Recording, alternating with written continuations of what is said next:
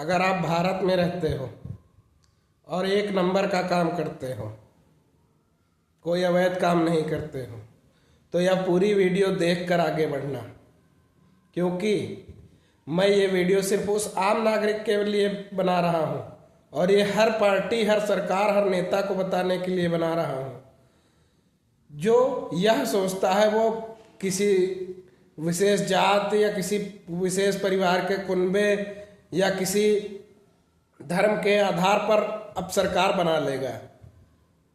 यह अब भारत में संभव नहीं है। भारत का आम नागरिक जो गरीब है, अपने काम से काम रखने वाला है, वो सदैव यही चाहता है कि उसको जो वो कार्य कर रहा है उसमें कोई अड़चन ना आए, उसकी तनख्वाह टाइम से मिले, अगर वो दिहाड़ी मजदूर है तो उसे दिहाड़ी टाइम से मिले।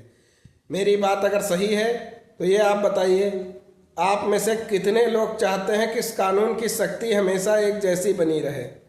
चाहे बंगाल को पिछले वर्षों में देख लिया जाए और चाहे कई और प्रदेश रहे हैं जहां छुटपुट ऐसी घटनाएं होती रही हैं कि जहां पर कानून की सख्ती नहीं है, और उत्तर प्रदेश जैसे भी प्रदेश रहे हैं जहां पर कानून का राज पिछले लगभग 10 वर्षों से अपने आराम से चला आ रहा है।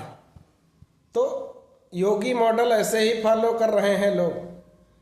असम में भी देख लीजिए, आम जनता यहाँ की, हमारे देश की, कभी वो चाहती ही नहीं दंगा फसाद या किसी लफड़े में पड़ना। उसके लिए ना महंगाई कुछ ज़्यादा है ना सस्ता कुछ ज़्यादा है, उसको शांति से रहना है, अपना परिवार चलाना है।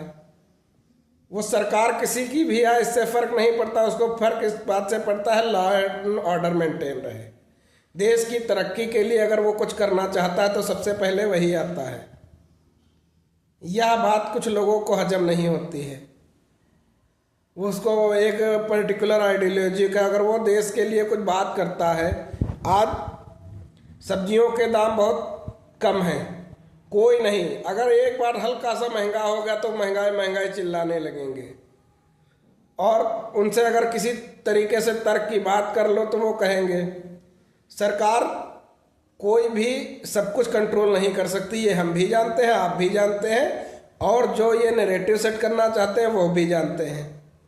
लेकिन विश्व को देखते हुए जिस हाल में हम लोग आज हैं, वह देखकर फिर भी अपने आप को एक भाग्यशाली समझना चाहिए कि हम इस देश में रह रहे हैं। और इस देश की बात ना कर कर आप विदेश में जाकर इसी देश की बुराई करिए तो वो गलत है। ना करने वाले के लिए कुछ भी संभव नहीं है और करने वाले के लिए बहुत कुछ आसान है और संभव है। मेरी बात अगर सही हो तो इसे दुनिया में पहुंचा दीजिए, देश नहीं दुनिया में पहुंचा दीजिए, क्योंकि भारत जो विश्व के लिए कर रहा है, छोटे छोटे देशों के लिए कर रहा है, ये श्रीलंका से लेकर फिलीपींस जैसे देश ही बता सकते हैं। यहाँ जो बैठे हैं सत्ता के भूखे लोग, वो कभी नहीं बता सकते, और कोई भी ऐसा व्यक्ति ये नहीं चाहेगा कि इस प्रकार की बातें आम जनता को कोई कहे, समझाए, क्योंकि आम आदमी सिर्फ अपने धंधे से मतलब रखता है। उस यही सोचता है कि अगर मैं कुछ बोलूँगा तो कहीं मेरे ऊपर कोई कार्रवाई ना हो जाए, कोई नेता उसके पड़ोस का नाराज ना हो जाए, कोई जातिवादी नेता को दिक्कत ना हो जाए, कोई फैमिली पॉलिटिक्स वाले को दिक्कत ना हो जाए। तो ये सब चीज़ें जो हैं अब आम आदमी सोचना बंद कर चुका है। उसको अपने देश और दुनिया को देखकर वो कार्य कर रहा है, क्योंकि मोबाइल में इंटरनेट सभी के हैं।